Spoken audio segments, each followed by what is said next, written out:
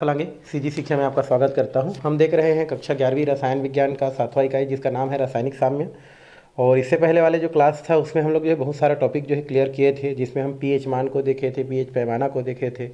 ठीक है, ये सब चीज़ हम लोग देखे थे। आयनिक गुणनफल देखे थे, जो कि परीक्षा के दृष्टिकोण से क्या है, महत्वपूर्ण है। साथ ही साथ हम लोग जो है बफर विलयन देखे थे, और बफर विलयन में कितने प्रकार के बफर विलयन हैं वो भी हम लोग देखे थे, क्रियाविधि भी देखे थे। और ये सब क्वेश्चन आपको क्या किया जाता है, पेपर में आपका जो है 11th क्लास का पूछा जाता है।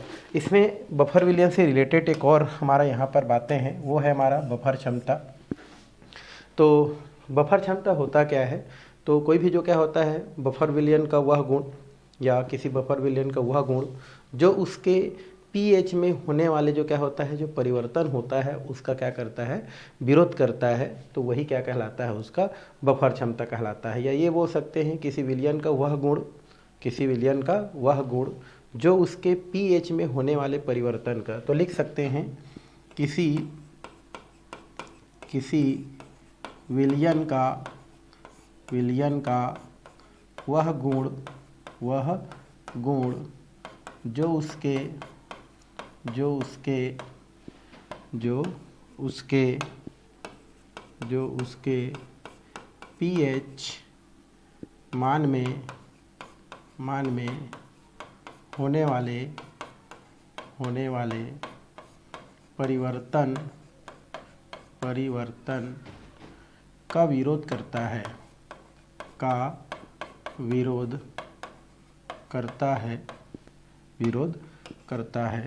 विरोध करता है, क्या कहलाता है, हमारा बफर क्षमता कहलाता है। तो इस तरीक़ा से हम बफर क्षमता को क्या कर सकते हैं, लिख सकते हैं कि कोई भी जो विलयन होता है उसका वह गुण होता है जो उसके जो भी पीएच मान होता है उस पीएच मान के या उस पीएच मान में होने वाले परिवर्तन का क्या करता है, विरोध करता है। तो हमने क्या लिख दिया, किसी विलयन का वह गुण जो उसके पीएच मान में होने वाला परिवर्तन। कोई विलयन दिया गया है और उस विलयन का अपना क्या है, एक पीएच मान है, तो उस पीएच मान के परिवर्तन का जो क्या करता है, विरोध करता है, वही क्या कहलाता है, आपका बफर क्षमता कहलाता है। मतलब यहाँ पर कोई विलयन है जिसका मान लो पीएच मान कितना है, 7 है, तो उस पीएच मान जो इसका 7 है, उस 7 को 8 करें या 7 को 6 करें, तो इस परिवर्तन का विरोध क्या करता है, जो विलयन करता है, वही हमारा क्या कहलाता है, उसका बफर क्षमता कहलाता है। और बफर क्षमता कहते हैं, जिसको परिभाषा में इस प्रकार से लिख सकते हैं, किसी विलयन का वह गुण जो उसके पीएच मान में होने वाला परिवर्तन का क्या करता है, विरोध करता है, वही आपकी बफर क्षमता कहलाता है। और यहाँ पर आप बफर क्षमता बराबर क्या कर सकते हैं, लिख सकते हैं, बफर क्षमता बराबर 1 लीटर जो भी हमारा विलयन होता है उस विलयन में मिलाए गए, इस प्रकार लिख सकते हैं, एक लीटर। तो यहाँ पर हम लोग लिख देते हैं आपका 1 लीटर विलयन में मिलाए गए 1 लीटर विलयन में मिलाए गए अम्ल या क्षार की मात्रा डिवाइडेड बाई पीएच मान। डिवाइडेड बाई क्या होता है, हमारा पीएच जो मान होता है, ये मान आपका क्या कहलाता है, बफर क्षमता कहलाता है। तो इस तरीक़ा से आप बफर क्षमता को क्या कर सकते हैं, बता सकते हैं, बताया जा सकता है। तो इसको आपको थोड़ा सा क्या करना है भाई, याद रखना है। अगर क्वेश्चन आ जाता है कि बफर क्षमता क्या होता है, तो उसको आप क्या कर सकते हैं, लिख सकते हैं कि किसी भी विलयन का जो गुण होता है वह उसके पीएच मान में होने वाले परिवर्तन का क्या करता है, विरोध करता है, वही आपका क्या कहलाता है, बफर क्षमता कहलाता है। और बफर क्षमता बराबर क्या लिखा जा सकता है, ये बफर क्षमता बराबर 1 लीटर विलयन में मिलाए गए अम्ल क्षार की जो भी मात्रा होता है डिवाइडेड बाई जो पीएच मान होता है, वही आपका क्या होता है, बफर क्षमता कहलाता है। तो बफर क्षमता को इस तरीक़ा से आप क्या कर सकते हैं, बता सकते हैं। अब हम थोड़ा सा बात करते हैं बफर जो भी विलयन होता है उसका पीएच की गणना। यहाँ पर हमारा अगला जो टॉपिक है वो लिख सकते हैं, वो है हमारा बफर विलयन के पीएच मान की गणना। ठीक है, तो लिखते हैं हम लोग बफर विलयन के पीएच मान की क्या देखें इनको, गणना। गणना आपको देखना है। तो बफर विलयन के जो पीएच मान है उनकी हमको क्या करना है, गणना करना है। और ये हमारा जो गणना है वो एक समीकरण है हमारा हेंडरसन समीकरण। हेंडरसन ये हमारा क्या है, समीकरण है। और इस समीकरण की सहायता से क्या किया जाता है, आपका जो भी हमारा जो बफर विलयन होता है उसका क्या किया जाता है, गणना किया जाता है। तो हेंडरसन समीकरण क्या होता है, पहले हमको ये जानना है कि हेंडरसन समीकरण क्या होता है। तो हम बोल सकते हैं किसी बफर विलयन का जो भी पीएच मान होता है उसका गणना करने के लिए हम लोग जिस सूत्र का प्रयोग करते हैं, जिस समीकरण का प्रयोग करते हैं, वही आपका क्या कहलाता है, आपका हेंडरसन समीकरण कहलाता है। तो लिख सकते हैं बफर विलयन के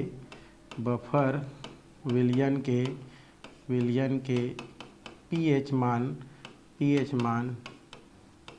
की गणना है ना, हेंडरसन समीकरण की सहायता से क्या किया जा सकता है, किया जा सकता है। तो बफर विलयन के पीएच मान की गणना करने के लिए हम जिस सूत्र का प्रयोग करते हैं, हम जिस सूत्र या समीकरण बोल सकते हैं, जिस समीकरण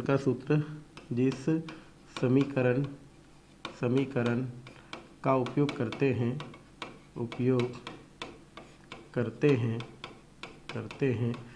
उसे क्या कहते हैं हम लोग, हेंडरसन समीकरण कहते हैं। हेंडरसन समीकरण कहते हैं, उसे क्या कहते हैं हम लोग, हेंडरसन समीकरण कहते हैं। तो मान लो क्वेश्चन आता है कि हेंडरसन समीकरण क्या है भाई। तो हेंडरसन समीकरण एक ऐसा समीकरण है जिसकी सहायता से हम लोग क्या करते हैं, बफर विलयन जो होता है उसका हम पीएच मान की क्या करते हैं, गणना करते हैं। या ये बोल सकते हैं कि बफर विलयन का पीएच मान का जो गणना है वो हेंडरसन समीकरण के द्वारा किया जाता है। तो आप जैसे भी क्या कर सकते हैं, लिख सकते हैं। जैसे लिखे हैं बफर विलयन के पीएच मान की जो गणना है उसके लिए हम लोग क्या करते हैं, जिस समीकरण का उपयोग करते हैं वही आपका क्या कहलाता है, हेंडरसन समीकरण कहलाता है। ठीक है, जैसे यहाँ पर हेंडरसन समीकरण कर देखें तो अम्लीय विलयन का जो क्या होता है, अम्लीय बफर विलयन का जो पीएच मान के लिए जो हेंडरसन समीकरण होगा वो कैसा होगा। ठीक है, तो यहाँ पर आप लिख सकते हैं अम्लीय, है ना, बफर विलयन, अम्लीय बफर विलयन के लिए, है ना, या अम्लीय बफर विलयन के पीएच मान के गणना के लिए हेंडरसन समीकरण। तो पीएच मान की गणना के लिए हमारा हेंडरसन समीकरण कैसा होता है, तो इसको दर्शाते हैं हमारा, ये होता है आपका पीएच, ये हमारा क्या होता है भाई, ये होता है आपका पीएच इक्वल टू, ये होता है पी के ए, एसिड के लिए होता है, और प्लस में क्या होता है हमारा लॉग होता है। और ये हम लोग क्या कर सकते हैं, लवण बटे क्या लिखते हैं हम लोग, अम्ल लिखते हैं। या तो उल्टा आप लिख सकते हैं, अम्ल बटे हम क्या कर सकते हैं, लवण भी लिख सकते हैं। तो एक हमारा समीकरण ये क्या होता है, आपका प्राप्त होता है। उसी प्रकार अगर हम देखें क्षारीय बफर विलयन के लिए, तो क्षारीय बफर विलयन के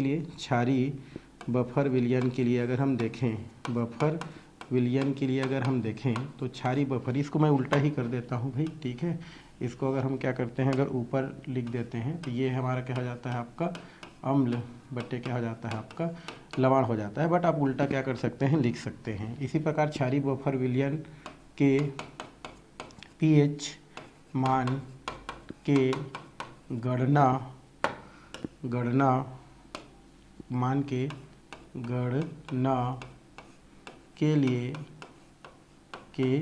लिए हेंडरसन समीकरण यहाँ पर हम देखेंगे तो समीकरण क्या होगा इसके लिए। तो ये हमारा जो समीकरण है हम यहाँ से क्या कर सकते हैं, लिख सकते हैं। ये होता है POH बराबर क्या होता है हमारा PK प्लस क्या होता है हमारा लॉग। और ये हम लोग क्या कर सकते हैं, वैसे तो लिखते वक्त इसको ऐसे ही लिख देते हैं जैसा कि दिया गया है। तो ये हमारा क्या हो जाएगा, आपका लवण बटे क्या होता है हमारा एक अम्ल होता है, और ये हमारा क्या होता है, लवण बटे हमारा क्या होता है, क्षार होता है। तो ये दोनों के लिए हम लोग क्या कर सकते हैं, यहाँ से समीकरण क्या कर सकते हैं, बता सकते हैं, बताया जा सकता है। तो ये होता है हमारा हेंडरसन समीकरण। तो इस तरीके, चलिए ये तो हो गया हमारा हेंडरसन समीकरण। अब हम क्या करते हैं, हेंडरसन समीकरण की व्युत्पत्ति करते हैं। तो यहाँ पर मैं लिख देता हूँ हेंडरसन समीकरण की व्युत्पत्ति हमको देखना है कैसा होता है हमारा व्युत्पत्ति। ठीक है, इसके लिए हम लोग क्या करते हैं, एक दुर्बल अम्ल लेते हैं। एक दुर्बल अम्ल यहाँ पर लिख देते हैं हम लोग, एक दुर्बल अम्ल H और उसके प्रबल क्षार के लवण, प्रबल क्षार के लवण Ba, है ना, से। तो यहाँ से अगर हम बात करते हैं तो यहाँ पर एक दुर्बल अम्ल क्या होता है हमारा, Ha है। दुर्बल अम्ल क्या होता है भाई, दुर्बल अम्ल जो भी होता है उस पर हम लोग विचार करते हैं। दुर्बल अम्ल क्या होता है, वह अम्ल जो जल में क्या होता है, घुलने के बाद जो है कम रूप से क्या होता है, आयनित होता है, उसको हम लोग क्या बोलते हैं, दुर्बल अम्ल कहते हैं। और कोई भी जो अम्ल का जो हमारी स्थिति है कि वो प्रबल है या दुर्बल है, वो जल में घुलने के पश्चात ही क्या होता है आपको पता चलता है। जैसे ये हमारा क्या होता है, H2O है, और इसमें अगर हम कोई अम्ल को क्या कर रहे हैं, घोल रहे हैं, तो वो प्रबल होगा या दुर्बल होगा, वो उसके आयनन पर निर्भर करता है। और आयनन के लिए पानी की आवश्यकता होती ही होती है। इसलिए हम लोग कोई भी अम्ल के प्रबलता को जानने के लिए उसमें जो है पानी का क्या करते हैं, उपयोग करते हैं। तो हम यहाँ पर दुर्बल अम्ल के भी यहाँ पर जो हमारा क्या होता है, आयनन को करने के लिए उसको पानी के साथ क्या करते हैं, इसको आगे घोलते हैं। तो ये हमारा क्या होता है, H है, जो कि एक दुर्बल अम्ल है, और इसको हम लोग क्या करते हैं, पानी में घोल देते हैं। तो ये आपका टूट के क्या देता है हमारा, ये देता है आपका एक हमारा ये प्लस चार्ज होता है, और ये क्या होता है हमारा, ये लोन पेयर ऑफ ज़्यादा इलेक्ट्रॉन होता है, तो ये खींच लेता है। तो इस स्थिति में ये हमारा क्या बनाता है, हमारा H3O plus ion, hydronium ion बोलते हैं। और एक क्या बनाता है हमारा, A माइनस आयन बनाता है। इसी प्रकार अगर हम प्रबल लवण की बात करें तो ये क्या होता है आपका, Ba होता है, और ये Ba टूट करके क्या बनाता है आपका Ba प्लस, और ये क्या होता है आपका माइनस बनाता है। अब ये जो दिया गया समीकरण है उस पर हम क्या करते हैं, द्रव्य क्रियानुपाती नियम क्या करते हैं, लागू करते हैं। तो द्रव्य क्रियानुपाती नियम से, तो नियम से अगर हम क्या करते हैं, यहाँ पर इसको लेते हैं, तो उस स्थिति में क्या हो जाता है, ये हमारे कांस्टेंट K होता है। एसिड के लिए कर रहे हैं तो ये लगा देते हैं, है ना। अब यहाँ पर क्या बचता है, ये देखो इस तरह से हमारा क्या है, H3O प्लस चार्ज है, इसकी सांद्रता रख देते हैं, और एक यहाँ पर क्या हो देते हैं, माइनस की सांद्रता रख देते हैं। डिवाइडेड बाय क्या होता है, जो कि पानी जो होता है बहुत ज़्यादा मात्रा में होता है, इसलिए उसका मान को हम लोग क्या मान लेते हैं, स्थिर मान लेते हैं। तो यहाँ पर केवल क्या होता है हमारा, HA को रखते हैं। किसको रखते हैं हम लोग, HA को हम क्या करते हैं, यहाँ पर रख देते हैं। ठीक है, तो ये हो गया हमारा H, और ये हो गया हमारा A। तो इस तरीक़ा से इसको हम लोग मान को रख देते हैं। चूँकि यहाँ पर क्या होता है आपका, यहाँ पर जो A माइनस का जो मान होता है, ये जो माइनस का मान होता है वो लवण के बराबर होता है, या लवण से क्या होता है हमारा प्राप्त होता है।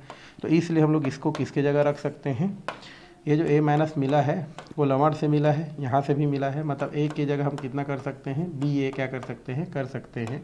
तो इस प्रकार से हम लोग A की जगह जब Ba रखते हैं तो उस स्थिति में हमको एक मान प्राप्त होता रहता है Ka, और ये कितना हो जाता है भाई हमारा H3O प्लस चार्ज, और यहाँ पर क्या हो जाता है आपका A जो होता है आपका, इसके जगह हम लोग क्या कर देते हैं भाई, ये जो हमारा मान है A की जगह आप क्या रखे हैं, यहाँ पर आप रख दिए हैं Ba, ये हमको मान हो गया, और डिवाइडेड बाई क्या होता है हमारा, ये हो जाता है आपका HA हमको क्या हो जाता है, प्राप्त हो जाता है। ये हमको मिल गया HA। अब हम क्या करते हैं, ये जो हमारा H3O होता है, ये प्लस वाला को इसको इस तरफ क्या करते हैं, पक्षांतरित कर देते हैं। तो ये आपका क्या हो जाता है H3O, यहाँ पर हम प्लस लिखते हैं, और यहाँ पर क्या लिख देते हैं, ये हो गया K कांस्टेंट है। तो इस स्थिति में क्या हो जाता है, HA क्या हो जाता है आपका ऊपर चला जाता है, डिवाइडेड बाई हमारा Ba जो होता है, ये Ba क्या हो जाता है आपका नीचे आ जाता है। तो ये हमारा इस प्रकार से क्या हो जाता है, समीकरण क्या हो जाता है, प्राप्त हो जाता है। तो इस तरीक़ा से हम देख रहे हैं यहाँ पर ये क्या होता है, प्राप्त होता है। अब यहाँ पर हम क्या करते हैं, एच क्या होता है, दुर्बल अम्ल होता है, और बी क्या होता है, हमारा लवण होता है। तो चाहेंगे तो उसको भी लिख सकते हैं। इसको हम समीकरण कितना दे देते हैं, 1 दे देते हैं। अब समीकरण के दोनों पक्षों में क्या करते हैं हम लोग, लॉग लगाते हैं। ठीक है, तो समीकरण एक के दोनों पक्षों में क्या करने पर भाई, लॉग लेने पर, क्या लेते हैं हम लोग, लॉग लेने पर। तो लॉग लेते हैं तो यहाँ से आपका क्या प्राप्त होता है भाई, देखो दोनों पक्षों में अगर हम लॉग लेंगे तो ये कितना हो जाता है हमारा। अब इसको यहीं पर लगते हैं हम लोग। अगर यहाँ पर हम क्या कर दें, लॉग ले लें, तो उस स्थिति में हमारा क्या हो जाता है, हमको क्या प्राप्त होता है उसको हमको क्या करना है, देखना है किस प्रकार से है उसको देखना है। ये हमारा कितना हो जाता है, हमारा लॉग हो गया, और ये हमारा क्या हो जाता है, H3O प्लस चार्ज हो जाता है, ये हो गया। और इक्वल टू अगर हम बात करें तो यहाँ पर क्या हो जाता है आपका, ये हो जाता है आपका लॉग, और ये कितना हो गया हमारा Ka, और प्लस में हम लोग फिर से क्या कर देते हैं, यहाँ पर लॉग लेते हैं, ये हमारा क्या हो जाता है, लॉग ले लेते हैं, और ऊपर क्या हो जाता है आपका, ये हो जाता है HA और डिवाइडेड बाई यहाँ पर क्या हो जाता है आपका BA, ये हमको क्या हो जाता है, प्राप्त हो जाता है। अब इसको समीकरण क्या करते हैं, दो दे देते हैं, और इस समीकरण दो के दोनों पक्ष जो है, दोनों पक्षों को माइनस से क्या करते हैं, अगर हमको गुणा करते हैं तो दोनों पक्षों में किससे भाई, हमारा माइनस चिन्ह से क्या करने पर, गुणा करने पर, चिन्ह से क्या करते हैं हम लोग, गुणा करते हैं, चिन्ह से गुणा करने पर। तो इसको हम लोग क्या हो जाता है, ये माइनस लॉग, और ये हमारा क्या हो जाता है H3O प्लस, जिसको हम H प्लस भी लिखते हैं, ये क्या हो जाता है आपका माइनस लॉग, ये हो जाता है हमारा Ka, और यहाँ पर क्या हो जाता है आपका प्लस माइनस माइनस हो जाता है, और लॉग हो जाता है आपका यहाँ से, ये आगे आपका क्या हो जाएगा आपका माइनस, ये हो गया आपका लॉग, और इस तरफ क्या बचा है हमारा HA, ऊपर में आपका बचा है आपका HA, तो उसको हम क्या कर सकते हैं, लिख सकते हैं इस प्रकार से, HA हो जाता है डिवाइडेड बाई क्या हो जाता है आपका BA हो जाता है। इस तरीक़े से हमको समीकरण क्या हो जाता है, प्राप्त हो जाता है। क्योंकि आप जानते हैं कि जो लॉग हमारा माइनस लॉग होता है उसके जगह हम क्या रखते हैं, P रखते हैं। ठीक है, ये हम लोग इसमें मान पहले भी देखे थे, तो उसके जगह हम क्या रख सकते हैं, P रख सकते हैं। तो यहाँ पर हम लोग क्या करते हैं, ये जो माइनस क्या होता है, हमारा जो लॉग होता है उसके जगह हम लोग क्या रख सकते हैं, पीच रख सकते हैं। तो उस स्थिति में हमारा जो मान होता है वो मान कैसा प्राप्त होता है भाई, तो ये हो जाता है आपका माइनस का क्या हो जाएगा आपका P, और ये क्या हो जाता है आपका H3O प्लस, जिसको हम लोग H प्लस भी क्या कर सकते हैं, रख सकते हैं, इक्वल टू यहाँ पर क्या हो जाता है आपका P, और क्या हो जाता है आपका K। और यहाँ पर अगर हम देखें तो यहाँ पर हम क्या कर सकते हैं, चाहेंगे तो आप माइनस का माइनस करते हैं, और इसको हमारा कुछ ऐसा नहीं है, तो यहाँ पर इसका जो मान होता है थोड़ा सा उल्टा होता है, इसमें ऐसा कुछ नहीं हो रहा है। तो यहाँ पर हमारा माइनस लॉग हमारा क्या होता है, एज बराबर, यहाँ पर हम क्या करते हैं, P, बट यहाँ पर नहीं रखता है, तो इसको हम लोग डायरेक्ट क्या लिखते हैं, लॉग, और यहाँ पर हमारा क्या होता है, ये H, और ये क्या हो जाता है A डिवाइडेड बाई क्या होता है हमारा BA। अब इसको इसी को और क्या अगर बढ़ाना चाहेंगे तो हम H3O प्लस, जिसकी जगह हाइड्रोजन भी आप चाहेंगे तो रख सकते हैं, तो PK, और यहाँ पर लॉग जो है हमारा, इसको करके यहाँ पर इसको क्या बोलते हैं हम लोग भाई, इसको हम लोग अम्ल बोलते हैं, और डिवाइडेड बाई इसको हम लोग क्या बोलते हैं, हम लोग जो है लवण बोलते हैं। ये हमको क्या हो जाता है, प्राप्त हो जाता है। इसी चीज़ को अगर हम जो है उल्टा करके लिखना चाहेंगे तो हम क्या कर सकते हैं, इसको लिख सकते हैं। तो यहाँ पर क्या हो जाता है PH3, हाइड्रोजन भी कर सकते हैं इसके जगह, ये क्या हो जाता है PKA, अगर इसको हम लोग प्लस कर देते हैं तो ये हमारा क्या हो जाता है आपका लवण बटा क्या हो जाता है आपका अम्ल जो है प्राप्त हो जाता है। तो इस तरीक़ा से हम जो समीकरण देखे थे, ये समीकरण यहाँ से प्राप्त हो जाता है। क्यों? क्योंकि आप जानते हो H3O प्लस जो होता है उसका मान किसके बराबर होता है, हमारा H प्लस के क्या होता है, बराबर होता है। तो इस तरीक़ा से हेंडरसन समीकरण क्या किया जाता है, आपका व्युत्पत्ति किया जाता है, और इस हेंडरसन समीकरण की सहायता से क्या किया जा सकता है, आपका जो भी बफर विलयन का जो pH मान होता है उसका गणना कर सकते हैं। इसमें मान दिया रहता है, मान करके हम फाइनली क्या कर सकते हैं, बफर विलयन का जो भी pH मान होता है उसका गणना कर लेते हैं। सेम स्थिति हम क्या कर सकते हैं, क्षार के लिए भी क्या कर सकते हैं, निकाल सकते हैं। तो उस स्थिति में ये हमारा स्थिति क्या होता है, आपको प्राप्त होता है। तो ये हो गया आपका बफर विलयन का जो pH मान होता है उसका हेंडरसन समीकरण के द्वारा किस प्रकार से गणना कर सकते हैं। तो इसको आपको क्या करना है, देखना है, बताना है। तो इसमें ज़्यादा कुछ नहीं है, आपको बस बोलना है, लगाते जाना है और इस तरीके से आपको बनाना है भाई। तो ये इस प्रकार से आप बना सकते हैं। तो इतना में आपका बफर विलियन से रिलेटेड कुछ बातें क्या होता है उतना में समाप्त होता है। अब हम बात करते हैं थोड़ा सा बफर विलियन का महत्व। बफर विलियन का क्या महत्व होता है इसको हम लोग देखते हैं। ये लिखा है हमारा बफर विलियन का महत्व, इंपॉर्टेंट ऑफ बफर सोल्यूशन, ये देखा है। तो यहाँ पर देखा जाए तो बफर विलियन का बहुत सारा चीज़ में क्या होता है, इसका महत्व होता है, क्योंकि इसका पीएच मान क्या होता है भाई, स्थिर होता है, चेंज नहीं होता है। इसलिए इसका उपयोग जो होता है प्रयोगशाला में, उद्योगों में, वनस्पति और जंतु जो क्या होता है क्रिया विज्ञान होता है, फिजियोलॉजी बोल सकते हैं, इसमें क्या किया जाता है, इसका उपयोग किया जाता है। अनेक जीव प्रक्रम जो होता है ना, रासायनिक परिवर्तन के एक निश्चित जो पीएच पर होता है उस पर भी बहुत सारे प्रक्रियाएं संपन्न होता है। उसके लिए भी हम क्या करते हैं, बफर विलियन का क्या करते हैं, उपयोग करते हैं, या उसके लिए बफर विलियन बहुत ही महत्वपूर्ण होता है। तो ये तो हमारा बफर विलियन का उपयोग से रिलेटेड हम लोग बातें किए। प्रयोगशाला में कर सकते हैं, उद्योगों में कर सकते हैं, वनस्पतियों में कर सकते हैं, जंतु क्रियाओं में इनका क्या किया जा सकता है, उपयोग किया जा सकता है। तो कुछ उपयोग यहाँ पर आपका क्या किया गया है, आपके बुक में दिया गया है, उसको हमको 1 बाय 1 करके क्या करना है, पढ़ाई करना है और इसको हमको क्या करना है, आगे देखते जाना है। ठीक है भाई। तो पहला इसमें हमारा दिया गया है वैश्लेषिक रसायन में। एक वैश्लेषिक रसायन मतलब एक गुणात्मक विश्लेषण होता है, आपके लैब में इसको किया जाता है। ठीक है। तो एसिटिक अम्ल और सोडियम एसीटेट, एक हमारा एसीटेट बफर विलियन होता है, इसका उपयोग जो है गुणात्मक विश्लेषण में फास्फेट जो हमारा क्या होता है, जो समूह होता है उसके निष्कासन में किया जाता है। निष्कासन मतलब क्या होता है, बाहर करना होता है। तो ये जो हमारा गुणात्मक विश्लेषण होता है, हमका अपनी मूलक, क्षारीय मूलक हम लोग जब पढ़ते हैं ना, तो उस स्थिति में फास्फेट के निष्कासन के लिए हम लोग क्या करते हैं, ये एसिटिक अम्ल और सोडियम एसीटेट का जो बफर विलियन होता है उसका क्या करते हैं, उपयोग करते हैं। इसलिए इसको वैश्लेषिक रसायन में उपयोग के नाम से जाना जाता है। उसी प्रकार से अमोनियम क्लोराइड और अमोनियम हाइड्रोक्साइड होता है, उसका जो बफर विलियन बनता है उसका अगर हम उपयोग की बात करें तो ये भी हमारा गुणात्मक विश्लेषण में तीसरे समूह के है ना, तीसरे समूह आता है इसमें आपका Al, ये हमारा T नहीं है, Al3+ चार्ज होता है, क्रोमियम 3+ चार्ज होता है, ये सब प्लस है ना, T जो दिख रहा है हमारा। और ये जो आयरन होता है, अगर हम आयरन की बात करें तो इसमें हमारा 2+ चार्ज होता है।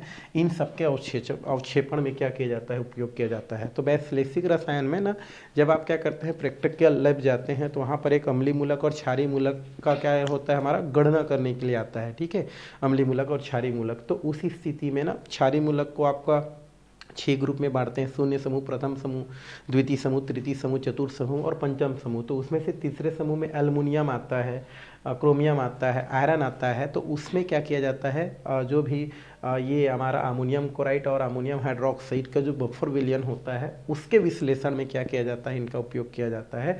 इसलिए यहाँ पर क्या किया गया है, बफर विलियन का उपयोग वैश्लेषिक रसायन के अंतर्गत रखा गया है। तो इनको आपको जानना है भाई। ठीक है, ओके। आगे हमारा दूसरा नंबर दिया है उद्योगों में। उद्योग भाई, उद्योग मतलब क्या होता है, जहाँ पर कोई भी पदार्थ ज़्यादा मात्रा में क्या किया जाता है, बनाया जाता है, वो उद्योग होता है। ठीक है, लघु उद्योग होता है, कुटीर जो है, और बृहद उद्योग होता है। तो उद्योग में हम बात करते हैं।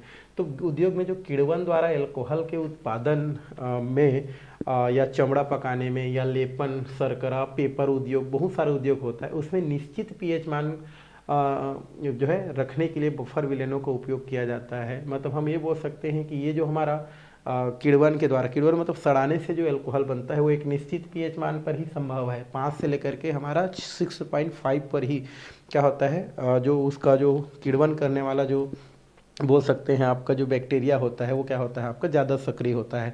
उस पीएच मान से कम ज़्यादा हो जाने पर फिर उसका सक्रियता क्या हो जाता है, ख़त्म हो जाता है और उसका किण्वन नहीं हो पाता है। इसलिए हम लोग बोल सकते हैं कि किण्वन से जो अल्कोहल मिलता है उस अल्कोहल का जो उत्पादन होता है या उस उत्पादन अल्कोहल को बनाने वाले जो क्या होते हैं बैक्टीरिया जो होते हैं वो आपका 5 से लेकर के 6.5 पीएच मान पर ही ज़्यादा सक्रिय होते हैं और उस स्थिति में किण्वन करते हैं, तब जाकर के अल्कोहल प्राप्त होता है। तो हम बोल सकते हैं भाई उद्योगों में पीएच मान का उपयोग किया जाता है। उसके अलावा चमड़ा पकाते हैं भाई। चमड़ा पकाना मतलब चमड़ा क्या होता है, हमारा ये जो हमारा क्या होता है ऊपरी जो त्वचा है वो एक प्रकार से चमड़ा है, बट चमड़ा का उपयोग करते हैं तो उसको सड़ाते हैं। पहले क्या करते हैं, सड़ाते हैं, तब जा करके वो क्या होता है, काफ़ी जो है आपका मजबूत हो पाता है। तो उसको पकाने में, है ना, मतलब उसको मजबूत करने में, लेपन बनाने में, शर्करा बनाने में, इस सब में भी एक निश्चित पीएच मान पर ही क्या होता है, कार्य होता है या उपयोग किया जाता है। तो उसको भी आप लिख सकते हैं।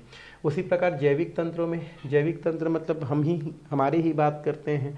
तो जैविक तंत्र में मतलब हम मनुष्य को ही ले सकते हैं। उनमें हमारे जो है बहुत सारे होने वाले जो प्रक्रिया है, जैसे बोल रहे हैं ना, हमारे शरीर में होने वाले विभिन्न अम्लीय और क्षारीय अभिक्रियाओं के बाद भी जो रक्त का जो पीएच मान होता है, जिसका मान होता है आपका 7.3 से लेकर के 7.4 के बीच में होता है, वो उतना का ही उतना रहता है। उसमें किसी प्रकार का कोई चेंज नहीं होता है। सारे प्रक्रिया करता है हमारा शरीर, अम्ल क्षार, हाँ, सबको लेता भी है, सबको यूज भी करता है। फिर भी हमारा जो ब्लड होता है उसका पीएच मान आपका 7.3 से लेकर के 7.4 के बीच ही रहता है।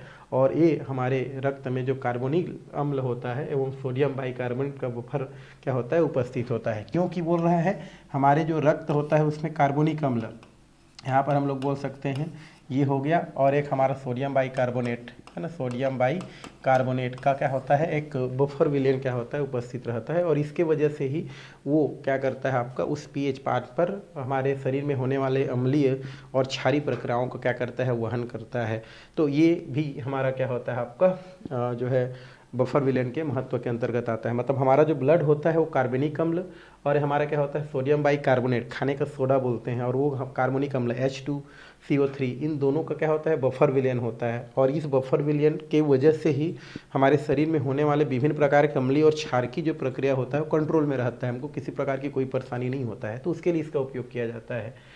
कृषि में हम बोल सकते हैं, कृषि में बहुत ही ज़्यादा महत्वपूर्ण है। एक निश्चित पीएच मान पर ही हमारा फसल उत्पादन ज़्यादा होता है भाई। जैसे क्षारीय माध्यम में जो है फसल उत्पादन ज़्यादा होता है, तो उस स्थिति में हम बोल सकते हैं अगर मान लो पीएच चेंज हो गया, अम्लीयता हो गया, तो फिर हमारा उत्पादकता क्या हो जाएगा, आपका कम हो जाएगा। तो खेती भी एक निश्चित पीएच मान पर ही क्या होता है, आपका ज़्यादा होता है ना। क्षारीय जो हमारा जो मृदा होता है उसमें आपका खेती ज़्यादा होता है। तो इसके लिए हम बोल सकते हैं कि पीएच मान जरूरी है। तो लिखा है मृदा के पीएच मान पर फसल की पैदावार निर्भर करता है। पीएच मान कैसा है तो उसके हिसाब से फसल का पैदावार ज़्यादा होगा, और पीएच का मान लो जितना होना चाहिए उससे कम ज़्यादा है तो उस स्थिति में फसल का पैदावार क्या होता है, आपका कम होता है। जैसे कार्बोनेट यहाँ पर दिया है, मृदा में उपस्थित विभिन्न प्रकार के लवण जैसे कार्बोनेट से हो गया, बाइकार्बोनेट से हो गया, फास्फेट हो गया आदि का मिश्रण कार्बनिक अम्ल आदि द्वारा मृदा का पीएच मान को क्या करते हैं, नियंत्रण रखते हैं। तो पीएच मान भूमि की या भूमि द्वारा उत्पादन शक्ति पर भी क्या करता है, इफेक्ट डालता है। तो उसको हम मेंटेन करके उत्पादकता बढ़ा सकते हैं। तो ऐसे 4-5 इनके क्या है हमारे जो बोल सकते हैं महत्व है। आप क्या कर सकते हैं, लिख सकते हैं अगर क्वेश्चन पूछ देता है तो ये हो गया हमारा बफर विलियन का क्या हो गया आपका जो है कुछ उपयोग। एक कुछ और उपयोग और दिया है, जैसे खाद्य संरक्षण में भी हम इसका उपयोग करते हैं। खाद्य संरक्षण मतलब क्या होता है, जिनको हम ज़्यादा समय तक क्या करते हैं, सेव करके रखते हैं, उनमें हम क्या करते हैं कुछ ऐसा जो है निश्चित पीएच मान वाला कोई पदार्थ मिला देते हैं, तो फिर वो अधिक समय तक क्या रहता है, हमारा सुरक्षित रहता है। जैसे अचार ही की बात कर लेते हैं, अचार को ज़्यादा समय तक सुरक्षित रखना है तो उसमें तेल मिला दो, क्योंकि तेल का मान लो पीएच मान फिक्स है, चेंज नहीं होता है। तो उस स्थिति में अचार जो है काफ़ी दिनों तक क्या रहता है, आपका सेफ रहता है। तो पीएच का नियंत्रण खाद्य पदार्थों के लिए महत्वपूर्ण होता है। अन्य उपयोग बात करें तो रासायनिक अभिक्रियाओं में वेग का अध्ययन करने के लिए बफर विलयन का प्रयोग किया जाता है। कई प्रकार का वेग होता है भी अभिक्रियाओं में, ठीक है, तो उसमें इसका प्रयोग किया जाता है। तो ऐसे 4-5 हम क्या कर सकते हैं, जो महत्व की चीज़ है वो हम क्या कर सकते हैं, लिख सकते हैं, बता सकते हैं। तो ये हमारा काम खत्म हो गया बफर विलयन से रिलेटेड। अब हम चलते हैं आगे, सम आयनन प्रभाव। सम आयनन प्रभाव कॉमन आयन इफेक्ट बोलते हैं। ये इंपॉर्टेंट क्वेश्चन है, आपको बाकी जो है अन्य क्लास में भी काम आता है, आगे आप जब पढ़ेंगे तो।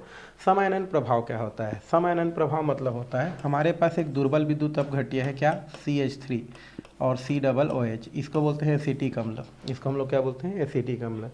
तो एक दुर्बल विद्युत अपघट्य एसिटिक अम्ल है। यदि इस दुर्बल विद्युत अपघट्य में, है ना, एक सम आयन वाला, एक समान आयन वाला एक क्या मिला दिया जाए, एक समान आयन वाला एक प्रबल विद्युत अपघट्य मिला दिया जाए। देखो ये हमारा क्या है, दुर्बल विद्युत अपघट्य है। इस दुर्बल विद्युत अपघट्य में समान आयन वाला, इसके जैसा आयन वाला अगर एक क्या मिला देते हैं हम लोग, प्रबल विद्युत अपघट्य क्या कर देते हैं, मिला देते हैं, प्रबल लवण मिला देते हैं, है ना। तो उस स्थिति में एसिटिक अम्ल का जो आयनन है वो क्या हो जाता है, आपका कम हो जाता है, और इसे ही हम क्या बोलते हैं, सम आयनन प्रभाव कहते हैं। ये दिया है ना, जब किसी दुर्बल विद्युत अपघट्य के विलयन में कोई एक समान आयन वाला, एक समान मतलब इसका अगर हम दो भाग करें, तो ये क्या होता है CH3COO माइनस चार्ज हो गया, और H क्या होता है हमारा प्लस चार्ज होता है। इसका अगर हम क्या करें, आयनन करें, तो ये क्या हो जाता है आपका CH3COO माइनस, और ये क्या हो जाता है हमारा Na प्लस चार्ज हो जाता है। तो आप देख रहे हैं दुर्बल विद्युत अपघट्य की बात करें तो इसमें हमारा एसीटेट आयन है, और प्रबल विद्युत अपघट्य की बात करें तो यहाँ पर एक क्या है हमारा एसीटेट आयन है। तो ये दोनों हमारा क्या होता है सम आयनन प्रभाव को क्या करता है, शो करता है। तो क्या बोल रहे हैं, जब एक दुर्बल विद्युत अपघट्य में एक समान आयन वाला कोई प्रबल विद्युत अपघट्य क्या कर देते हैं, मिला देते हैं, तो दुर्बल विद्युत अपघट्य का जो आयनन होता है वो क्या हो जाता है आपका कम हो जाता है। ठीक है, यही हमारा क्या कहलाता है, सम आयनन प्रभाव कहलाता है, सम आयनन प्रभाव के नाम से जाना जाता है ना। जाहिर सी बात है भाई, आप अकेले जा रहे हैं और आपके कोई किसी से जो है अनित होने का डर है, आपको पीटने का डर है, तो आप अपने जैसे का एक आदमी को और ले लो, ठीक है, तो उनके वजह से आपका क्या हो जाएगा, पीटने की संभावना क्या हो जाएगा, कम हो जाएगा। ठीक है, तो वो आपका क्या होगा, सम आयनन प्रभाव। तो इस प्रकार से सम आयनन प्रभाव को बता सकते हैं। हमने क्या बताया कि किसी दुर्बल विद्युत अपघट्य में, है ना, कोई दुर्बल विद्युत अपघट्य है, इसमें कोई समान आयन वाला क्या मिला दिया जाता है, प्रबल विद्युत अपघट्य मिला दिया जाता है, तो दुर्बल विद्युत अपघट्य का जो आयनन होना है वो क्या हो जाता है आपका और कम हो जाता है। यही हमारा सम आयनन प्रभाव कहलाता है। और एग्जाम्पल के लिए इसी को क्या किया गया है, रखा गया है। जैसे CH3 है और COOH है, इसका नाम क्या है हमारा एसिटिक अम्ल, एसिटिक एसिड बोलते हैं। ठीक है, और साथ में हमारा क्या होता है, हमारा CH3 और COONA। ठीक है, ये हमारा क्या होता है, हमारा सोडियम एसीटेट बोलते हैं इसको, सोडियम एसीटेट, एसीटेट, ये हमारा क्या है उदाहरण है। जब यहाँ पर क्या करते हैं हम लोग CH3COOH को क्या करते हैं हम लोग जो है तोड़ देते हैं, तो इसमें हमारा क्या बनता है, हमारा CH3COO माइनस बनता है और H प्लस बनता है। इसी प्रकार अगर हम तोड़ते हैं CH3COO और Na को, तो इस स्थिति में हमारा क्या बनता है, हमारा ये CH3COO, ये हो जाता है आपका CH3COO, CH3COO माइनस, और Na क्या होता है प्लस बनता है। तो यहाँ पर आप देख रहे हैं दोनों में हमारा जो आयन है हमारा कॉमन है, इसमें भी एसीटेट आयन है और इसमें भी क्या है हमारा एसीटेट आयन है। तो ये दोनों हमारा क्या होता है, सम आयनन होता है, और इस सम आयनन की वजह से दुर्बल विद्युत अपघट्य अर्थात एसिटिक अम्ल का जो आयनन होता है वो क्या हो जाता है आपका कम हो जाता है। तो इसको आप परिभाषा लिख सकते हैं और उदाहरण में इसको क्या कर सकते हैं, लिख सकते हैं। तो ये हो गया आपका सम आयनन प्रभाव। और भी उदाहरण आप क्या कर सकते हैं, लिख सकते हैं, जैसे अमोनियम क्लोराइड और अमोनियम हाइड्रोक्साइड बोल सकते हैं। तो इस तरीके से सम आयनन प्रभाव को आपको क्या करना है, जानना है, और अगर आ जाता है तो आपको लिखना है भाई। ठीक, आगे हमारा विलेयता साम्य, आगे हमारा क्या है, विलेयता साम्य। इसकी हम लोग क्या करते हैं, बात करते हैं। विलेयता साम्य क्या होता है इसको हम लोग देखते हैं। यहाँ पर सोलुबिलिटी इक्विलिब्रियम दिया गया है। विलेयता साम्य का मतलब क्या होता है, जैसे कुछ पदार्थ होते हैं, कुछ पदार्थ हम यहाँ पर अगर बात करें, कुछ पदार्थ या कुछ विद्युत अपघट्य बोल सकते हैं, ज़्यादा अच्छा होता है, नहीं पदार्थ बोलेंगे तो ज़्यादा अच्छा है। ठीक है, तो यहाँ पर हमारा क्या होता है, कुछ पदार्थ है, कुछ पदार्थ जैसे यहाँ पर दिया गया है आपका, जैसे नमक की ही बात कर लेते हैं NaCl, उसके बाद हमारा सिल्वर नाइट्रेट बोल सकते हैं, ठीक है, कॉपर सल्फेट बोल सकते हैं, इनकी बात करें। और वैसे ही और कुछ हमारे क्या है पदार्थ हैं, इसकी हम बात कर सकते हैं। जैसे कुछ पदार्थ में और हम लोग ले लेते हैं, इसमें हम लोग इस बार ले लेते हैं सिल्वर क्लोराइड ले लेते हैं, बेरियम सल्फेट ले लेते हैं। ठीक है, ये हमारे कुछ पदार्थ हैं।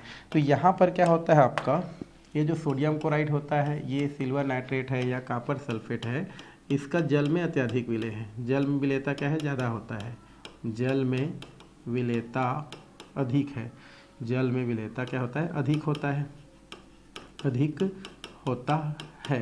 तो यहाँ पर क्या होता है, हमारा जो सोडियम क्लोराइड है या सिल्वर नाइट्रेट है या हम बोले कॉपर सल्फेट है, इसका जल में विलेयता क्या होता है, अधिक होता है, और जल में विलेयता क्या होता है आपका अधिक होता है।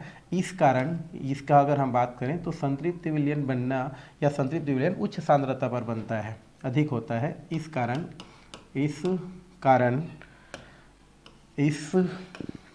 लिख सकते हैं, इस कारण उच्च सांद्रता पर क्या होता है, संतृप्त विलयन बनता है, संतृप्त विलयन क्या होता है आपका बनता है है। तो यहाँ पर हमने क्या लिखा कि जो हमारा कुछ पदार्थ जैसे नमक है, सिल्वर नाइट्रेट है, कॉपर नाइट्रेट है, अगर हम इसकी बात करें तो इसका जो है जल में विलेयता क्या होता है आपका ज़्यादा होता है। जल में विलेयता ज़्यादा होता है मतलब जल में ज़्यादा घुलनशील होते हैं। इस कारण जब इसका संतृप्त विलयन बनाना हो तो उस स्थिति में क्या होता है आपका ये उच्च सांद्रता पर क्या करता है आपका क्या बनता है आपका जो है संतृप्त विलयन। जबकि हमारा जो क्या होता है ये जल में कम घुलनशील है, जल में क्या है अल्फ विलेय हैं, बोल सकते हैं अल्फ विलेय हैं। कौन हमारे ये जो दिख रहेंगे, इस कारण से क्या करते हैं आपका जो है संतृप्त विलयन क्या करते हैं जल्दी बनाते हैं। ये संतृप्त विलयन आसानी से क्या हो जाते हैं बना लेते हैं, संतृप्त विलयन आसानी से क्या कर लेते हैं बना लेते हैं। तो जो अल्फ विलेय जो पदार्थ हैं जैसे सिल्वर नाइट्रेट है, आपका बेरियम सल्फेट है, अगर इसकी हम बात करें तो ये जल में कम विलेय होते हैं और कम विलेय होने की वजह से ये जो है आसानी से क्या करते हैं ये जो है आपका संतृप्त विलयन बना लेते हैं या इसमें संतृप्त विलयन बन जाता है। लेकिन अगर हम बात करें जो ज़्यादा घुलनशील हमारे क्या होते हैं हमारे जो पदार्थ होते हैं वो जो है आपका उच्च सांद्रता पर, उच्च सांद्रता मतलब अधिक मात्रा मिलाने पर क्या बनाते हैं संतृप्त विलयन बनाते हैं। लेकिन संतृप्त विलयन बनाने से पहले उनमें क्या होता है जैसे हम लोग जैसे क्या करते हैं हम लोग जो है पानी है हमारा, ये हमारा क्या है पानी है, अगर इसमें हम क्या करते हैं नमक को क्या करते हैं घोलते हैं तो नमक जो होता है वो पानी के साथ संतृप्त विलयन बनाने से पहले क्या करते जाता है, पहले क्या करता है जैसे ही नमक को पानी में हम क्या करते हैं पहले घोलते हैं ना, तो नमक क्या होता है पहले पानी में क्या करता है घुलता है, नमक पहले पानी में क्या करता है आपका घुलता है और उसके पश्चात धीरे धीरे क्या हो जाता है जब वायनित हो जाता है घुलने के बाद जो है वो थोड़ा धीरे धीरे क्या करता है वो नीचे तली पर क्या होते जाता है आपका बैठते जाता है। तो इस प्रकार जो क्या होता है हमारा जो जल होता है तो उस जल में या विलयन में उपस्थित जो क्या होता है जो आयन होता है जो जल में क्या हुआ है घुला, जैसे नमक को हम लोग क्या किए पानी में घोले तो नमक पहले घुलता है और उसके बाद क्या होता है नीचे तली पर बैठना क्या करता है स्टार्ट करता है। तो इस तरीक़े से बोल सकते हैं कि जो विलयन होता है उस विलयन में जो आयन होता है किसका Na+ का उसका और वहाँ नीचे तली पर बैठा जो लवण होता है उसका जो बीच में जो क्या होता है आपका साम्यावस्था पाया जाता है वही हमारा क्या कहलाता है विलेयता साम्य कहलाता है। तो यहाँ पर आप उसको लिख सकते हैं कि विलयन में किसमें भी हमारा विलयन में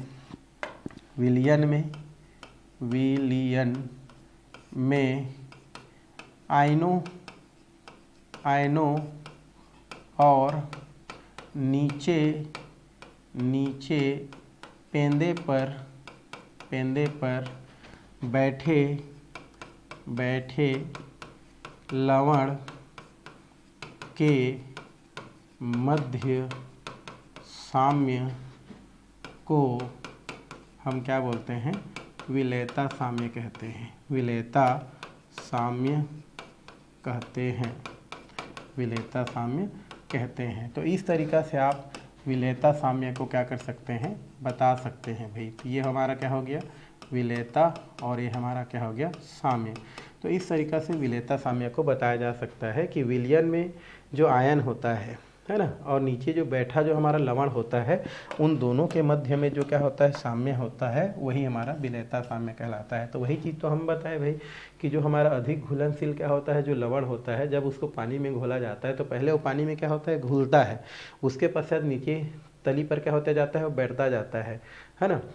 और जो है इस तरीक़ा से वो तली पर पहले घुला फिर नीचे तली पर क्या हो जाता है बैठ जाता है। इस प्रकार विलयन में उपस्थित जो आयन है वो और तली पर बैठा हुआ जो हमारा लवण होता है वो उन दोनों के मध्य जो साम्यावस्था रहता है वही साम्यावस्था क्या होता है हमारा विलेयता साम्य कहलाता है। और ये अधिक घुलनशील जो हमारे क्या होते हैं हमारे पदार्थ होता है उनमें क्या होता है देखने को मिलता है। तो इस तरीक़ा से विलेयता साम्य अर्थात सोलबिलिटी इक्विलिब्रियम को आप क्या कर सकते हैं बता सकते हैं। तो ये आपका ख़त्म हो गया। अब इसी से रिलेटेड है हमारा विलेयता गुणनफल, इसी से रिलेटेड हमारा क्या है भाई विलेयता गुणनफल, ये हमको देखना है। विलेयता गुणनफल ये हम लोग देखेंगे कि कैसा है किस प्रकार से है। अब विलेयता गुणनफल क्या होता है अभी जो पढ़े हैं उसी से है कि किसी विद्युत अपघट्य जो है किसी भी विद्युत अपघट्य का जो संतृप्त विलयन होता है, कोई भी विद्युत अपघट्य है जैसे नमक ही एक क्या है विद्युत अपघट्य, उसी की हम लोग बात करते हैं। तो नमक एक क्या है भाई विद्युत अपघट्य है। तो विद्युत अपघट्य के जो संतृप्त विलयन होता है उस संतृप्त विलयन में आयनित और जो अनायनित क्या होता है हमारा जो आयनित और जो क्या होता है अनायनित जो भी हमारा क्या होता है आयनित भाग और अनायनित भाग के जो है बात करें तो उन दोनों के मध्य क्या होता है हमारा एक साम्य अवस्था क्या होता है हमारा पाया जाता है या क्या पाया जाता है उपस्थित होता है। तो विलेयता गुणनफल हम लोग क्या करने वाले हैं, देखने वाले हैं कि जो भी हमारा क्या होता है हमारा जो दुर्बल या कोई भी विद्युत अपघट्य होता है उसमें आयनित और अनायनित जो होता है उनके मध्य क्या पाया जाता है, एक साम्य अवस्था क्या होता है आपका पाया जाता है या साम्य अवस्था क्या होता है उपस्थित होता है। तो उसी को हमको देखेंगे, बट इससे पहले थोड़ा सा हम यहाँ पर क्या करते हैं उदाहरण की बारी क्या करते हैं चर्चा करते हैं किस प्रकार से होता है कैसे है। तो यहाँ पर एक जैसे उदाहरण लिया है हमारा, इसको पहले करते हैं AgCl। ये हमारा क्या होता है, जैसे हम लोग पानी में घोलते हैं तो Ag और ये Cl का एक एक्वा सोल्यूशन बनाता है, क्या बनाता है एक्वा सोल्यूशन, और बाद में हमारा क्या हो जाता है Ag प्लस और ये हमारा क्या हो जाता है Cl माइनस में क्या हो जाता है आपका टूट जाता है, या इस प्रकार से क्या होता है हमारा पाया जाता है या उपस्थित रहता है। चलिए अब थोड़ा सा हम बात करते हैं किसका, विलेयता गुणनफल का, इसका बात करते हैं। तो विलेयता गुणनफल की हम लोग जैसे बात कर रहे थे कि कोई क्या होता है हमारा विद्युत अपघट्य है और उस विद्युत अपघट्य के अगर हम संतृप्त विलयन की बात करते हैं तो संतृप्त विलयन में जो भी आयनित पदार्थ और अनायनित पदार्थ जो होता है उन दोनों के मध्य क्या होता है आपका एक साम्य अवस्था क्या होता है आपका पाया जाता है। जिसे हम लोग जो है आपका अगर दर्शाना चाहेंगे तो ये क्या हो जाता है हमारा AB और ये क्या हो जाता है A प्लस चार्ज और क्या हो जाता है आपका B माइनस चार्ज को क्या करता है प्रदर्शित करता है या शो करता है। तो इसी को हम लोग क्या करने वाले हैं अभी देखने वाले हैं। तो चलिए लिख देते हैं किसी, यहाँ पर क्या लिख देते हैं, किसी विद्युत अपघट्य के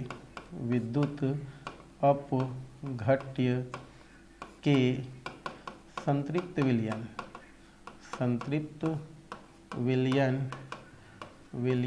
में उपस्थित है ना, संतृप्त विलयन में क्या है हमारा उपस्थित, किसी भी विद्युत अपघट्य के संतृप्त विलयन में उपस्थित अनायनित आयनित और अनायनित आयनित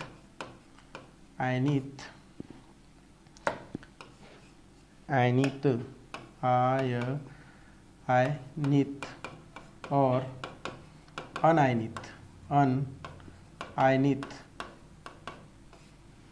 तो किसी विद्युत अपघट्य के संतृप्त विलयन में आयनित और अनायनित जो भी हमारा क्या होता है हमारा कण होता है के मध्य क्या होता है साम्य अवस्था क्या होता है हमारा पाया जाता है। और जब उसमें हम लोग क्या करते हैं द्रव्य क्रमपति नियम लगा देते हैं तो उस स्थिति में क्या हो जाता है उसका आपका जो मान होता है वो क्या हो जाता है आपका चेंज हो जाता है। ठीक है, होगा तो सर फिर ये दिमाग काम नहीं करी।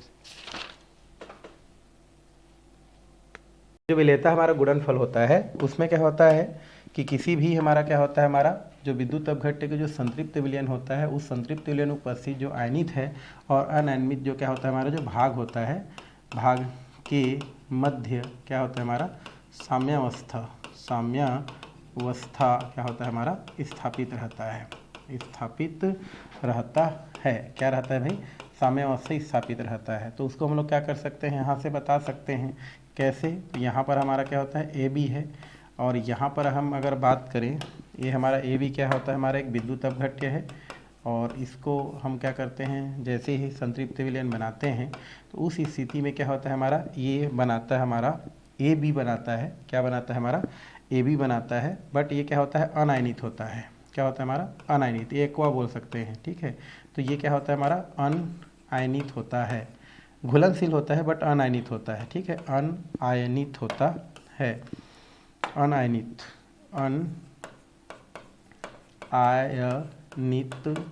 अनायनित है ना, लेकिन क्या होता है घुलनशील है, घुलनशील होता है। और जब ये हमारा टूट जाता है तो ये हमारा क्या बनता है आपका A प्लस आयन और ये क्या होता है हमारा B माइनस आयन क्या होता है आपका बनता है। तो ये हमारा कैसा होता है भाई आयनित होता है। अब इसमें हम क्या करते हैं द्रव्य क्रियानुपाती नियम लगाते हैं।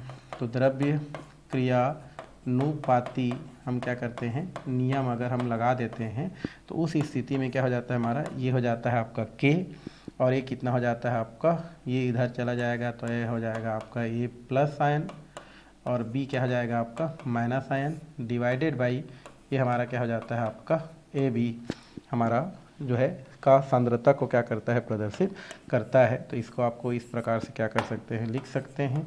तो यहाँ पर द्रव्य कृणपाती नियम लगाते हैं तो एक कांस्टेंट नाम आता है के आता है, और इस स्थिति में ए प्लस चार्ज की सांद्रता, बी माइनस चार्ज की सांद्रता डिवाइडेड बाई ए बी की क्या होती है, हमारी सांद्रता होती है। यहाँ पर जो क्या होता है, ये जो ए बी होता है वो अनायनित होता है, तो ये जो ए बी की जो सांद्रता होता है उसको क्या मान ली जाती है, स्थिर मान ली जाती है। तो यहाँ पर ए बी अनायनित है, अनआयनित है। ए बी क्या है हमारा, ए बी अनायनित है, अनआयनित है, आयनित है, अतः इसकी सांद्रता क्या कर ली जाती है, स्थिर मान ली जाती है। ठीक है, यहाँ पर हम लोग लिख देते हैं ए बी।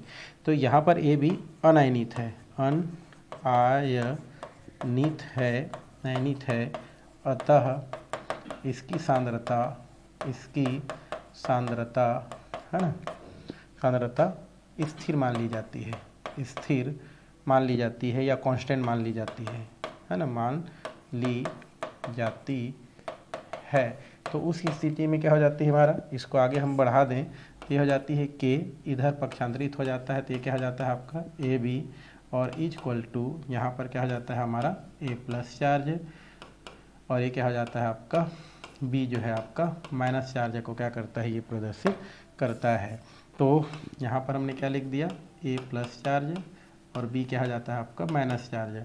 अब यहाँ पर चूंकि इसका कांस्टेंट है तो यहाँ पर हमारा क्या आ जाती है, कांस्टेंट आ जाती है जिसको एसपीसी शो करती है सॉल्युबिलिटी प्रोडक्ट से। तो इसका मान अंततः क्या हो जाती है आपकी ए प्लस, और ये हमारे जो क्या होती है, जो बी माइनस के क्या होती है आपके बराबर होती है। तो इस तरीक़ा से इसको क्या की जा सकती है, बताई जा सकती है। तो इस तरीक़ा से हमको क्या होती है, हमारा एक KSP प्राप्त होती है, KSP, और यही आपकी क्या कहलाती है, विलेयता गुणनफल कहलाती है, गुणनफल कहलाती है।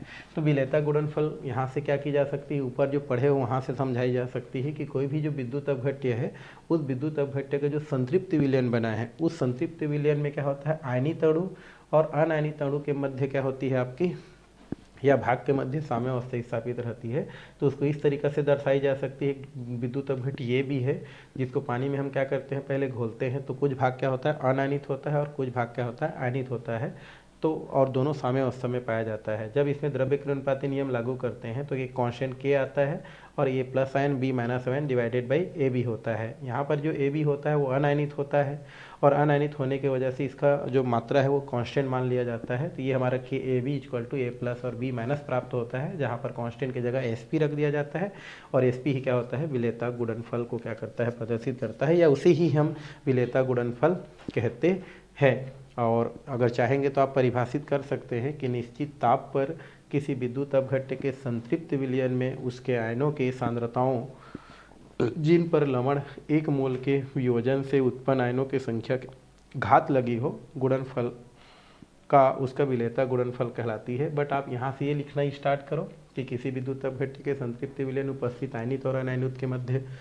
साम्यावस्था पाई जाती है, फिर इसको लिख दो और लास्ट में लिख दो यही हमारी विलेयता गुणनफल होती है, या इसे ही हम क्या कहते हैं, विलेयता गुणनफल कहते हैं। तो आप जो है कोई वो नहीं है, आप उतना ही लिख कर छोड़ सकते हैं, चाहेंगे तो इस परिभाषा को आप क्या कर सकते हैं, लिख सकते हैं, बता सकते हैं। तो ये हमारा काम यहाँ से क्या हो गया, हमारा खत्म हो गया भाई।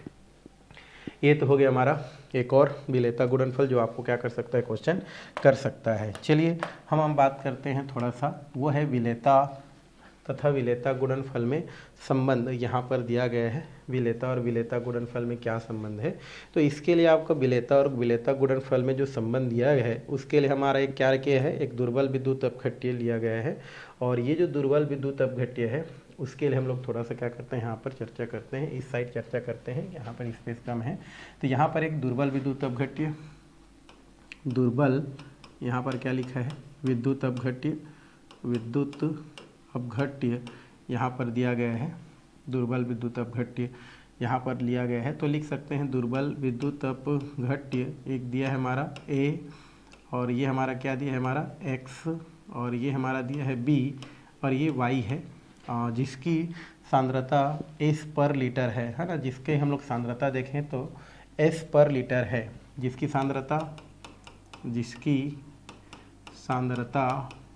सांद्रता एस पर लीटर दिया गया है। तो उस स्थिति में हम लोग इसको भी हम क्या कर सकते हैं, यहाँ पर चर्चा में रख सकते हैं। तो यहाँ पर आपका क्या होता है, जैसे ये दिया है हमारा ए, ये हमारा क्या दिया है हमारा ए, ठीक है। तो पहले इसी को हम लोग करते हैं। ये क्या दिया है आपका ए, और ये क्या दिया है हमारा एक्स, ये क्या दिया है हमारा बी, ये दिया है वाई। जब ये टूटेगा तो ये हमारा बनता है कौन सा, ये होता है ए। हमारा क्या लिखेंगे हम लोग, इसको हम यहाँ पर रख देते हैं ए, ठीक है। ये हो गया, और इसमें हमारा घात में y प्लस होता है, और ये हमारा x हो गया प्लस, यहाँ पर क्या होता है हमारा b, और घात में क्या होता है x माइनस होता है, और यहाँ पर क्या होता है आपका y।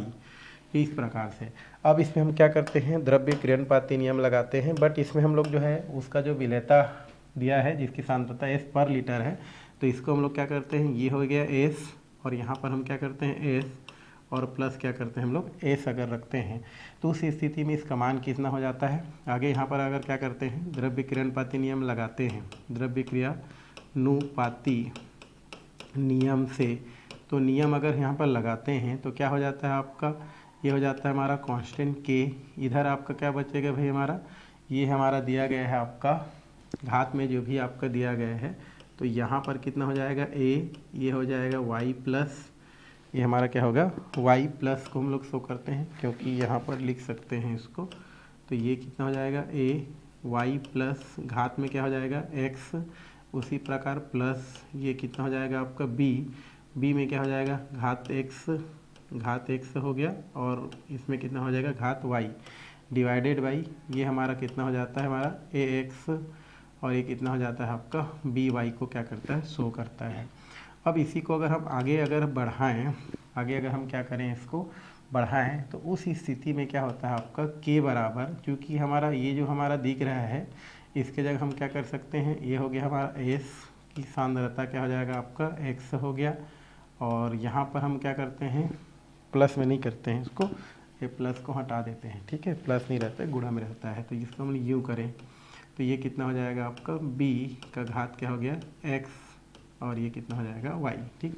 अब हम मान रखेंगे तो इसके जगह s दिया गया है, तो यहाँ पर भी हम क्या कर सकते हैं, s क्या कर सकते हैं रख सकते हैं। तो k बराबर कितना हो जाएगा भाई, a का घात y प्लस है, इसका मान कितना दिया है s, तो यहाँ पर हम लोग क्या करते हैं s रखते हैं, और घात में कितना है हमारा, घात में कितना है हमारा x, फिर कितना हो जाएगा हमारा, इसका मान कितना है हमारा s, और यहाँ पर कितना है घात में हमारा क्या दिया है हमारा y, ये दिया गया है, ठीक। और अगर हम इसकी बात करें, है ना, अगर इसकी हम क्या करते हैं, अगर हम बात करते हैं, तो ये हमारा कितना दिया है हमारा s, इसकी सांद्रता क्या किया गया है, दिया गया है। अब उस स्थिति में अगर हम क्या करें, इसका मान को अगर हम क्या करते हैं, अगर रख देते हैं, तो हमको क्या मान प्राप्त होता है, किस प्रकार से क्या होता है प्राप्त होता है, उसको हम लोग को क्या करना है अभी देखना है, ठीक है। तो यहाँ पर अगर हम देखें तो मान किस प्रकार से लिख सकते हैं, कैसा लिखा जा सकता है, ठीक है। एक मिनट, इसकी जो मात्रा है उसको हम लोग रखते हैं पहले। यहाँ पर अगर हम क्या करते हैं x रख देते हैं, और यहाँ पर क्या कर देते हैं अगर y रख देते हैं, ठीक है।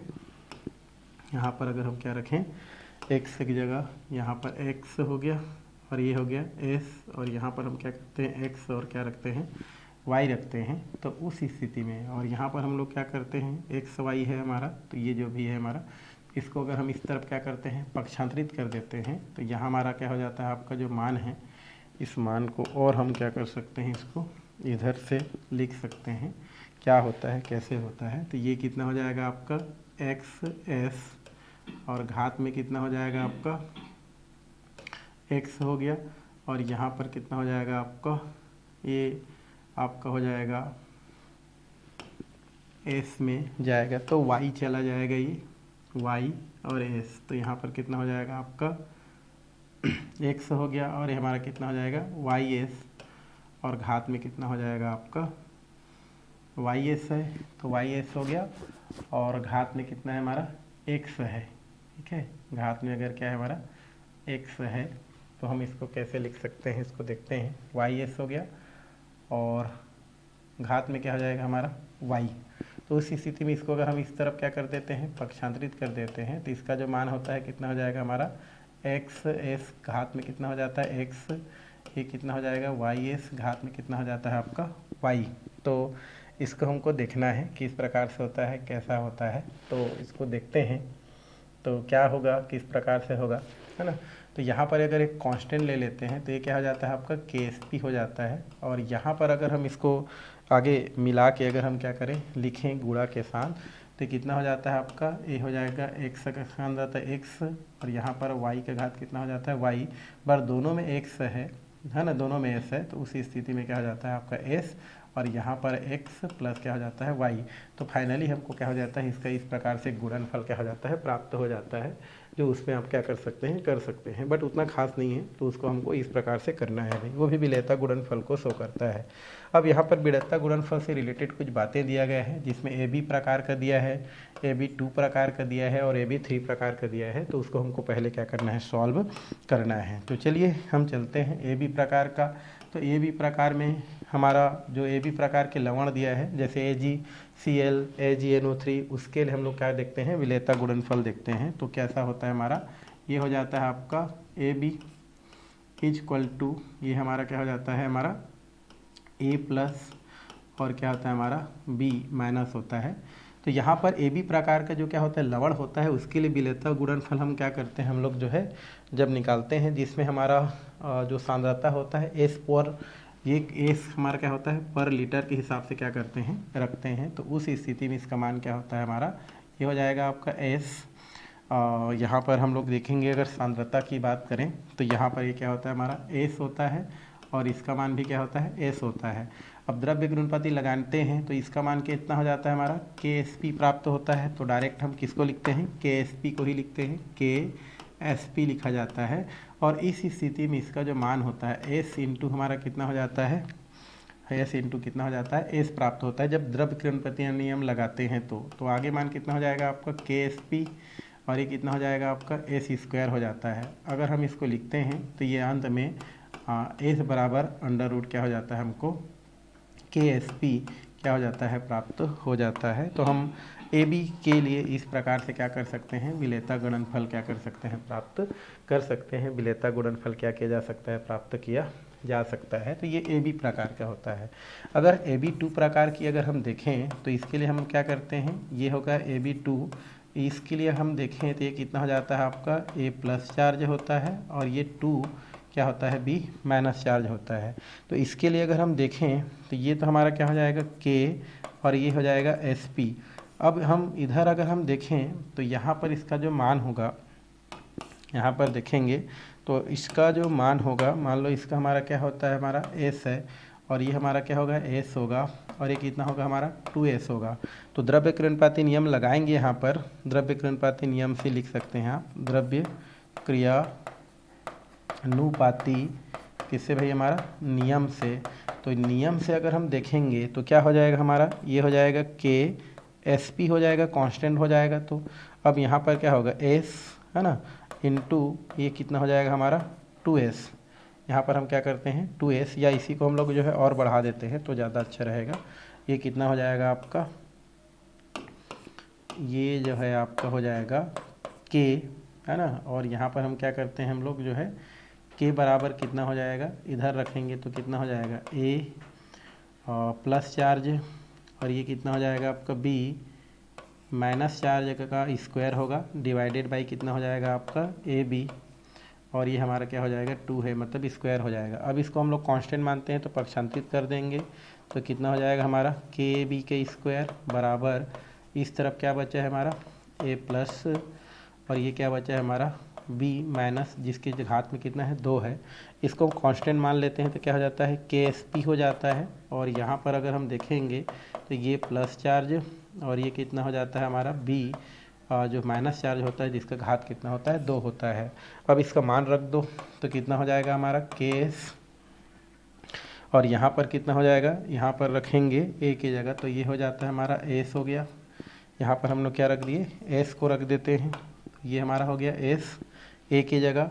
और इसके जगह हम कितना रखते हैं 2s यहाँ पर रखते हैं, बट इसमें हमारा घात है, क्या है हमारा घात है, तो इसको हम लोग ऐसे रख देते हैं s इंटू यहाँ पर कितना हो जाता है हमारा, ये हो जाएगा आपका कितना दिया है भाई हमारा 2s, ये हमारा कितना हो जाता है हमारा 2s और घात में कितना है हमारा 2 है। तो इस तरीक़े से हम इसको क्या कर सकते हैं रख सकते हैं। अब यहाँ पर क्या होता है 2 2 ने कितना हो जाता है 4, ठीक है 2 2 ने 4 और 4 से गुणा करेंगे तो कितना होएगा हमारा 4 ही आएगा। तो यहाँ पर कितना हो जाता है आपका के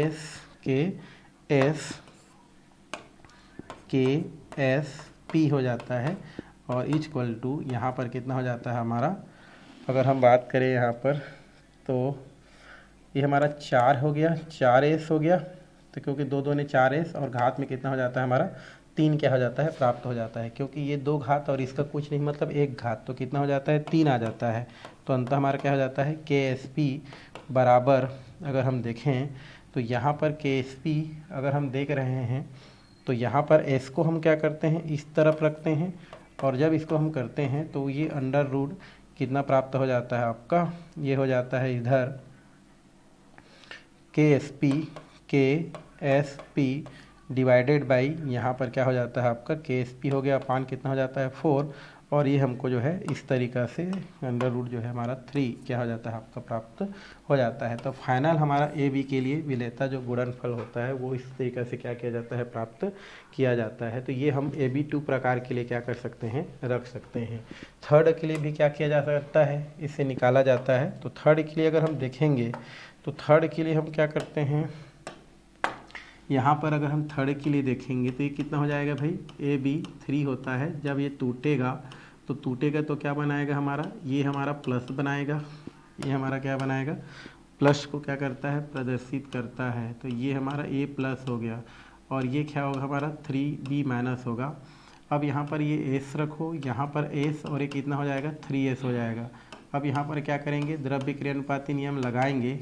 द्रव्य क्रियानुपाती नियम से अगर हम देखेंगे तो नियम से कितना हो जाएगा भाई हमारा, ये हो जाएगा K, ये हो जाएगा ऊपर में क्या हो जाएगा A प्लस वाला, ये हमारा क्या हो गया प्लस, और ये हमारा क्या होगा B हमारा क्या होता है हमारा माइनस का घात कितना हो जाएगा 3 डिवाइडेड बाई कितना हो जाएगा हमारा भाई AB और घात में कितना हो गया हमारा 3, AB3 हम लोग बोल सकते हैं, AB3 कहा जा सकता है AB3, ठीक है।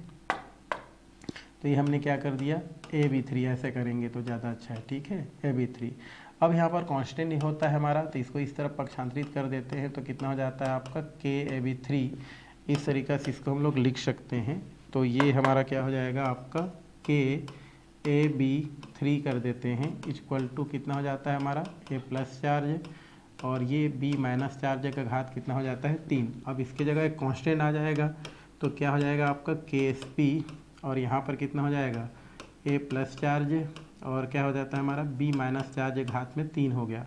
तो इस स्थिति में अगर हम इसको आगे बढ़ाएं तो KSP S का मान कितना है हमारा, ये 1 दिया है, इसका मान कितना दिया है हमारा सांद्रता के आधार पर लिखेंगे तो ये कितना दिया है 3S दिया है और घात में कितना हमारा 3 दिया गया है, कितना दिया हमारा घात में कितना है हमारा 3 दिया गया है।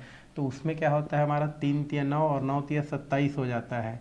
तो उस स्थिति में कितना हो जाता है हमारा, ये आगे अगर हम देखें तो KSP हो जाता है और ये 27 हमारा S आता है, 3 तिया कितना हो गया हमारा 3 तिया 9 और 9 तिया 27 हो जाता है और यहाँ पर घात में कितना आ जाता है हमारा ये 4 हमको प्राप्त हो जाता है। तो उस स्थिति में अगर S का मान देखें और इसको पक्षांतरित कर दें तो यहाँ पर अंडर रूट कितना हो जाता है आपका, ये हो जाता है आपका KSP, ये हमारा हो गया डिवाइडेड बाई कितना हो जाता है 27 और यहाँ पर एक क्या हो जाता है आपका 4 जो है प्राप्त हो जाता है।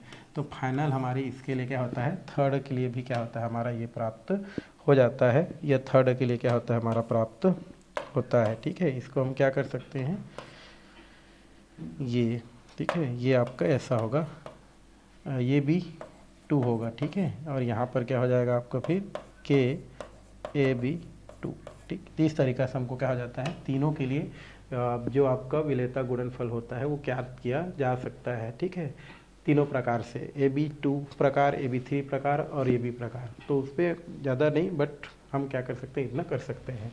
आगे है विलेता तथा आयनिक गुणनफल में हमको क्या देखना है, अंतर देखना है कि दोनों में क्या अंतर होता है।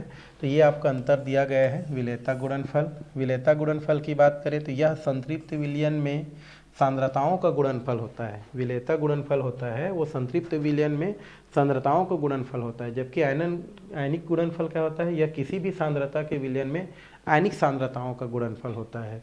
यह केवल संतृप्त विलयन में लागू होता है, जबकि आयनिक गुणनफल किसी भी विलयन में लागू किया जा सकता है और इसका मान निश्चित ताप पर किसी लवण के लिए निश्चित होता है, जबकि इसका जो मान होता है वो परिवर्तित होते रहता है। तो इस लेसन में इतना ही है और इस लेसन में कुछ नहीं है भाई। तो यहाँ पर आप क्या कर सकते हैं, जो लेसन है वो क्या करते हैं हम लोग यहाँ पर समाप्त करते हैं। फिर आने वाले लेसन में हम लोग जो है आगे का जो टॉपिक है वो क्लियर करने वाले हैं। तो यह क्लास हम लोग यहीं पर क्या करते हैं, समाप्त करते हैं।